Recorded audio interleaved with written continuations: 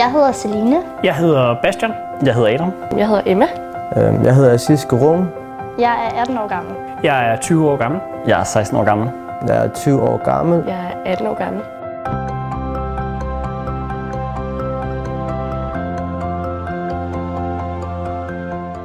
Det er jo bare gået hen og blevet en meget stærk debat, der er kommet med muslimerne, fordi de ser så anderledes ud i forhold til os, og de har så anderledes en religion. Altså jeg synes, at det er det, der fylder rigtig, rigtig meget på de sociale medier og i pressen lige nu. Ligesom hvis man følger sådan noget til, altså nyhedssider og sådan noget der, så næsten hver gang der kommer. Nu kan man sige, i dag var der det der med, der har været terror i Bruxelles. Så omgående kommer der jo 1 million mennesker og skriver, at det er på grund af flygtninge, og vi skal bare lukke grænserne, og så vil det være løst, og så vil det aldrig være sket. Vi ser jo, at der har jo også lige kørt den der kæmpe debat med, hvor at, sådan der moskéerne er blevet taget op på TV2, hvor at muslimerne virkelig er blevet udsat. Det har der jo været rigtig meget debat på. Så jeg tror lige nu, så opdeler de bare rigtig, rigtig meget i racer, og jeg tror, at der er meget fremmedhad lige nu op i medierne og sådan der i samfundet. Vi lever desværre i en tid, hvor sociale medier for eksempel giver rigtig, rigtig meget råderum til folk.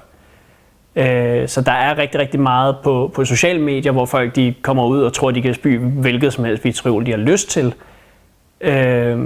Men som regel der er folk jo meget besindet når de er ude i den virkelige verden. Jeg har ikke oplevet nogen, der går og råber nære efter folk eller dumme perkersvin. Det er jo ikke det er jo ikke sådan, man gør. I hvert fald ikke de steder, jeg nogle gang har været og kommet. Det er ikke sådan, når jeg går rundt på gaden og hører folk sådan svine hinanden til, på grund af, at de har et andet baggrund eller noget, eller hudfarve. Det er mere bare på de sociale medier, at folk de sådan sviner hinanden til der. Folk har lettere ved måske at vise fremmedhed på de sociale medier. Altså du ved, sådan, så ser man lige et opslag, eller der er nogen, der har delt et eller andet, hvor at folk har sagt nogle syge ting. Du sidder bag et computer og sidder bare og skriver. Jo. Altså, det er jo så meget nemmere at svine folk til bag computerskærmen. Jo. Jeg er mere ekstrem på de sociale medier, fordi at der tør folk at sige lidt mere, end de tør at sige i virkeligheden, ikke? Der er rigtig, rigtig mange folk, der ikke forstår, at de sociale medier er det offentlige rum.